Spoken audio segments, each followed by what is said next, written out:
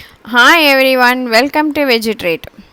எங்கள் சேனலை இது வரைக்கும் நீங்கள் சப்ஸ்கிரைப் பண்ணலைன்னா சப்ஸ்கிரைப் பட்டனையும் பெல் பட்டனையும் கிளிக் பண்ணிடுங்க. இன்றைக்கி நம்ம ஒரு திடீர் பாயசம், அதாவது 5 மினிட்ஸில் ரெடி பண்ணக்கூடிய ஒரு பாயசம் எப்படி பண்ணலான்னு தான் பார்க்க போகிறோம். இப்போ நம்ம வெள்ளிக்கிழமையில் செவ்வாய்க்கிழமையில் பூஜை பண்ணும்போது, விளக்கு பூஜை பண்ணும்போது, லலிதா சகஸ்ரநாமம் படிக்கிற அன்றைக்கெலாம் நம்ம பாயசம் வச்சு தான் நைவேத்தியம் பண்ணுவோம். ஸோ அந்த ஒரு 5 மினிட்ஸில் எப்படி பாயசம் ரெடி பண்ணலாம் அப்படிங்கிறது தான் நான் இன்றைக்கி பார்க்க போகிறோம். இதுக்கு தேவையான பொருட்கள் எல்லாமே நான் டிஸ்கிரிப்ஷனில் மெஷர்மெண்ட்டோடு கொடுக்குறேன், ரெஃபர் பண்ணிக்கோங்க. இப்போ இந்த ரவா பாயசம் எப்படி பண்ணலாம் அப்படின்னு பார்க்கலாம். இப்போ ஒரு 1/2 கப்பு ரவா எடுத்திருக்கேன். இதுவே உங்களுக்கு ஒரு 4 கப்பு பாயசம் கிடைக்கும். அந்த ரவாயை வெறுமை ட்ரை ரோஸ்ட் பண்ணிக்கலாம். நல்ல வாசனை வர அளவுக்கு வறுத்து எடுத்துக்கோங்க.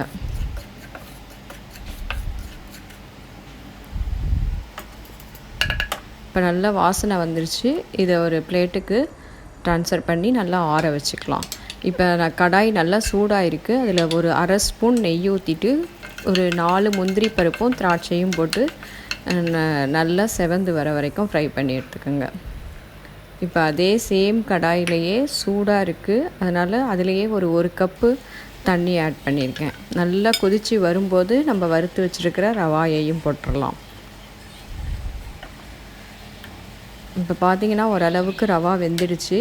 இப்போ இதோடையே இன்னும் ஒரு கப்பு தண்ணியை ஆட் பண்ணிக்கோங்க. தண்ணியை ஆட் பண்ணிவிட்டு ஒரு 1/4 ஸ்பூன் நெய் ஊற்றிக்கலாம்.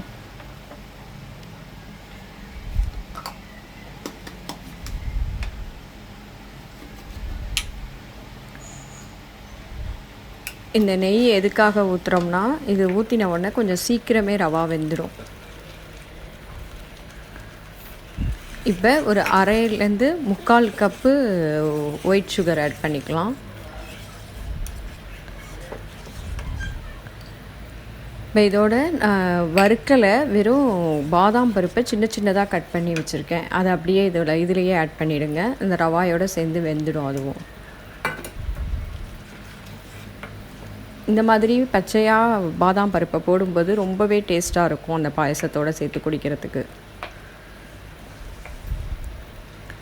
நீங்கள் நெய்யில் முந்திரி பருப்பு திராட்சை வறுத்து போடாமல் இந்த பாதாம் பருப்பு மட்டும் போட்டாலே நல்ல டேஸ்ட்டாக இருக்கும். இப்போ ஒரு 1/4 ஸ்பூன் ஏலக்காய் பொடி ஆட் பண்ணிவிட்டு ஒரு கப்பு பால் சேர்த்துக்கலாம்.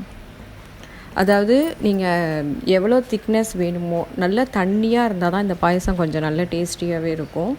இன்னும் ஒரு கப் 2 கப்பு பால் ஊற்றினீங்கன்னா கரெக்டாக இருக்கும்.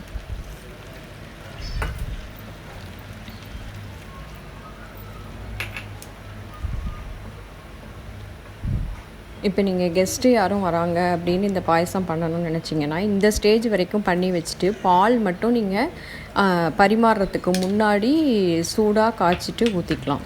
ஊற்றிட்டு சர்வ் பண்ணிங்கன்னா ரொம்ப சூப்பராக டேஸ்டியாக இருக்கும். ஏன்னா ரவாங்கிறதுனால உங்களுக்கு சீக்கிரமே கெட்டியாகிடும்.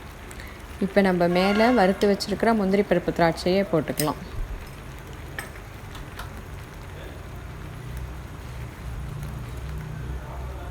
அவ்வளோதான், நம்மளோட டேஸ்டியான ரவா பாயசம் சூப்பராக ரெடி ஆகிடுச்சு. இது உங்களுக்கு எவ்வளோ திக்னஸ் வேணுமோ அந்த அளவுக்கு நீங்கள் பால் ஊற்றிட்டு கொஞ்சம் வேணும்னாலும் வாட்டர் ஆட் பண்ணிக்கலாம். ரொம்பவே டேஸ்ட்டு சூப்பராக இருக்கும். நீங்கள் பூஜை பண்ணுறதுக்கு எல்லாம் ரெடி பண்ணிகிட்டு இருக்கும்போதே இந்த பாயசத்தை கேஸில் வச்சுட்டு சிம்மில் வச்சுட்டு நீங்கள் ரெடி பண்ணிகிட்டு இருந்தீங்கன்னா ஒரு வித்தின் 5 மினிட்ஸ் to 10 மினிட்ஸ்க்குள்ளே இந்த பாயசம் உங்களுக்கு ரெடி ஆகிடும். ஏன்னா ரவா சீக்கிரமே வெந்துடுங்கிறதுனால ஈஸியாக நீங்கள் இந்த பாயசத்தை பண்ணிடலாம். இப்போ நவராத்திரி டைமில் உங்களுக்கு டெய்லி லலிதா சகஸ்ரநாமம் படிக்கும் போதெல்லாம் பாயசம் வச்சு தான் நம்ம பூஜை பண்ணுவோம். ஸோ இந்த பாயசம் உங்களுக்கு ரொம்ப ஈஸியாக இருக்கும். இந்த வீடியோ உங்களுக்கு ரொம்ப ஹெல்ப்ஃபுல்லாக இருக்கும்னு நினைக்கிறேன். இதை நான் இப்போ ஒரு சர்விங் பவுலுக்கு மாற்றிக்கிறேன். அவ்வளோதான், நம்மளோட சூடான சுவையான ரவா பாயசம் வித்தின் 10 மினிட்ஸில் சூப்பராக ரெடி ஆகிடுச்சு.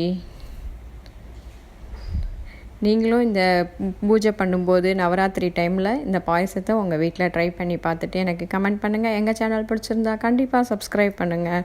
தேங்க்யூ. ஹாப்பி நவராத்திரி.